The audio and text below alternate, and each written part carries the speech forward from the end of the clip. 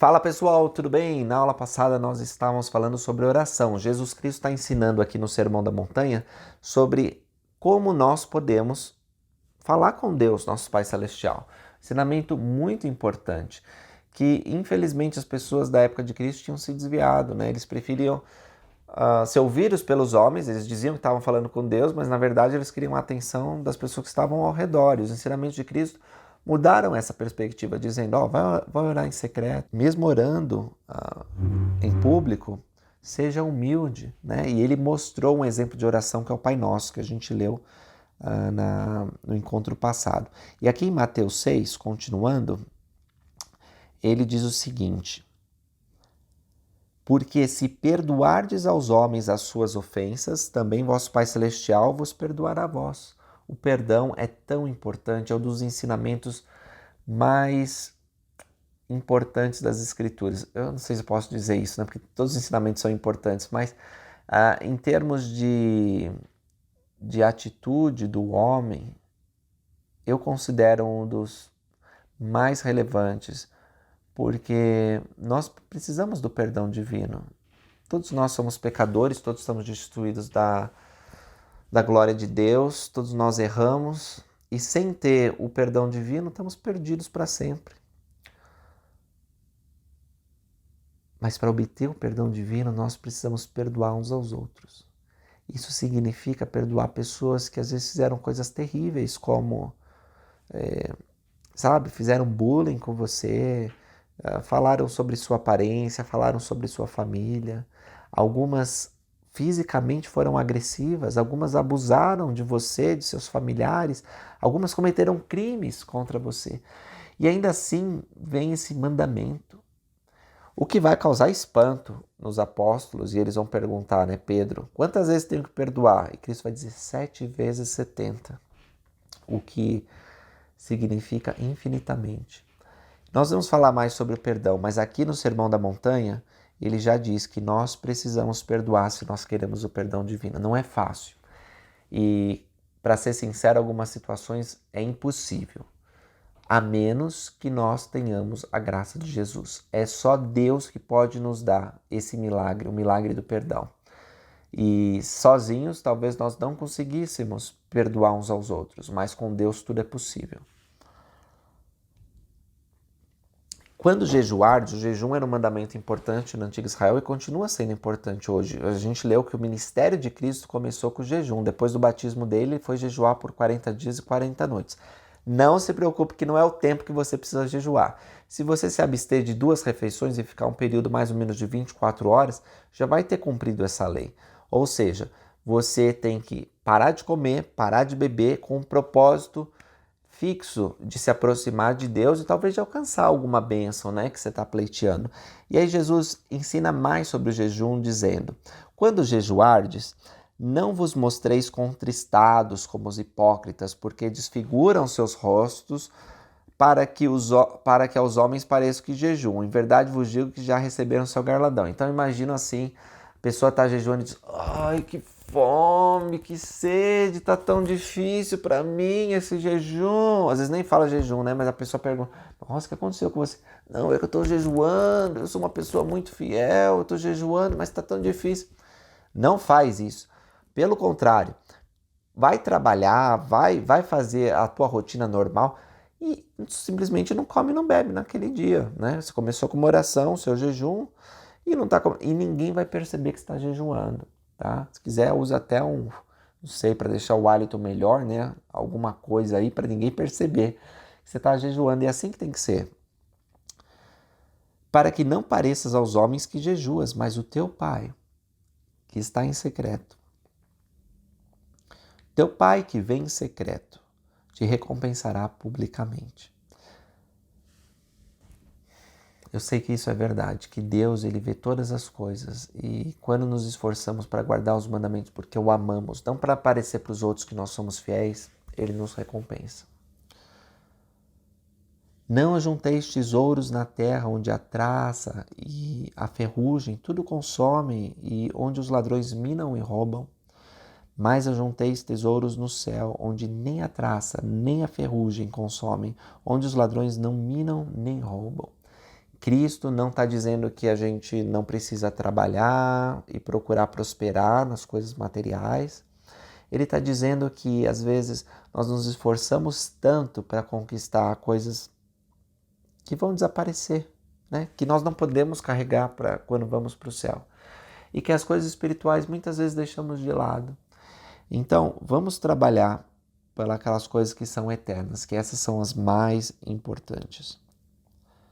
Porque onde estiver o vosso tesouro, aí estará o vosso coração. A candeia do corpo são os olhos. De sorte que se os olhos forem bons, todo o corpo terá luz. Se, porém, os olhos forem maus, o teu corpo será tenebroso. Se, porém, a luz que há em ti são trevas, quão grandes serão tais trevas? Tudo começa, meus irmãos e irmãs, aqui, na nossa mente, que muitas vezes os pensamentos vêm através do que nós vemos. Então nós temos que ter cuidado, o que nossos olhos estão buscando. Se nossos olhos começarem a buscar coisas ruins, logo todo o nosso corpo vai ser cheio de trevas. Por quê? As coisas que nós buscamos, os desejos, eles se tornam pensamentos e depois produzem ação. Então, para agir de modo prudente e seguir os mandamentos que Jesus Cristo está nos dando aqui, nós precisamos buscar, olhar, desejar coisas boas. Então, quais são os seus desejos? Seus desejos mais íntimos. Você coloca Deus em primeiro lugar na sua vida? Você busca por coisas nobres e elevadas? De outro modo, você pode estar se enchendo de trevas e não se enchendo de luz. E isso me guia ao próximo ensinamento que está em Mateus 6:24, quando diz: ninguém pode servir a dois senhores, porque ou há de odiar um e amar o outro, ou se dedicará a um e desprezará o outro. Não podeis servir a Deus e a Mamon. Mamon significa riquezas do mundo. Ninguém pode servir a Deus e aos falsos deuses que existem nesse mundo, né, que muitas pessoas idolatram hoje. Um carro, uma mansão, dinheiro, popularidade. Todas essas coisas podem ser boas, mas muitas vezes elas nos desviam do que é melhor, que é o caminho mais excelente de Deus. Então ninguém pode servir a dois senhores. Não tem como você agradar a Deus e o diabo. Ou você ama a Deus ou ama o diabo, porque quando você ama um, você odeia o outro. Vamos pensar nas nossas atitudes diárias. O que você faz todo dia? Está demonstrando amor a Deus ou está demonstrando amor ao diabo? Se você acorda de manhã e faz uma oração agradecendo pela sua noite, pedindo a Deus proteção e que você possa ser um instrumento nas mãos dele nesse dia, você está amando a Deus, está odiando o diabo.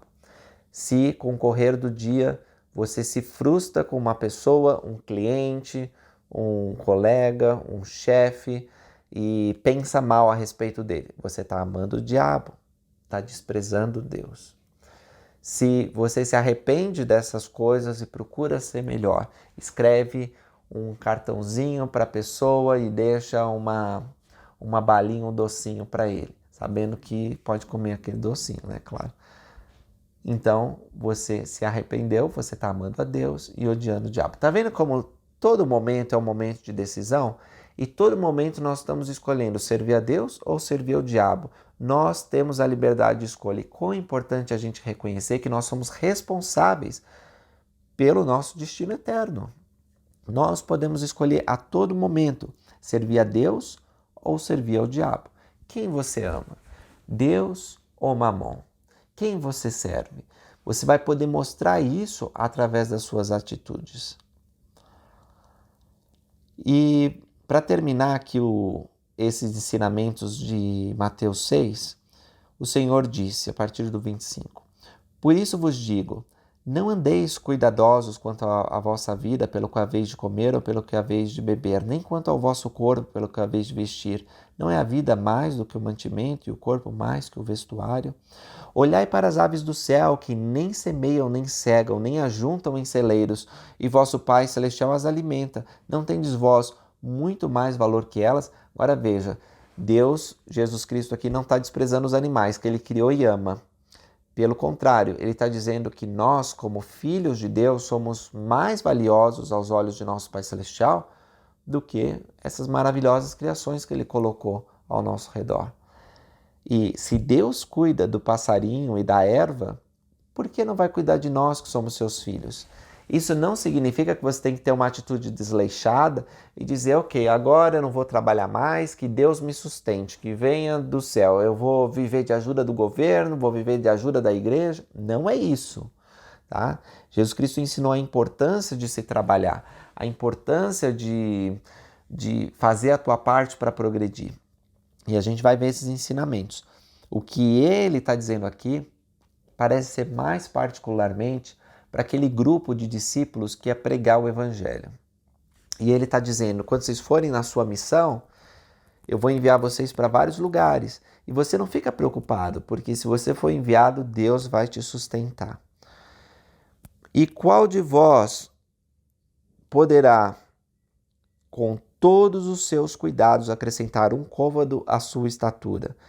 E quanto ao vestuário, por que andais solícitos? Olhai para os lírios do campo, como eles crescem, não trabalham nem fiam. E eu vos digo que nem mesmo Salomão, um grande rei de Israel, filho de Davi, que terminou o templo, que fez vários palácios, que recebeu visita de gente nobre, Salomão, em toda a sua glória, se vestiu como qualquer deles, ou seja, nem mesmo Salomão se vestiu tão lindo quanto os lírios do campo. Pois se Deus assim veste a erva do campo, que hoje existe e amanhã é lançada no forno, não vos vestirá muito mais a vós, homens de pouca fé? Tá vendo como eu acho que é para o discípulo? Porque essa expressão depois ele vai usar para Pedro também, né? Parece que ele está treinando aqui nessa parte do Sermão da Montanha os discípulos dele. Não sei, pode ser para todo mundo. Certamente serve para nós hoje em dia, né?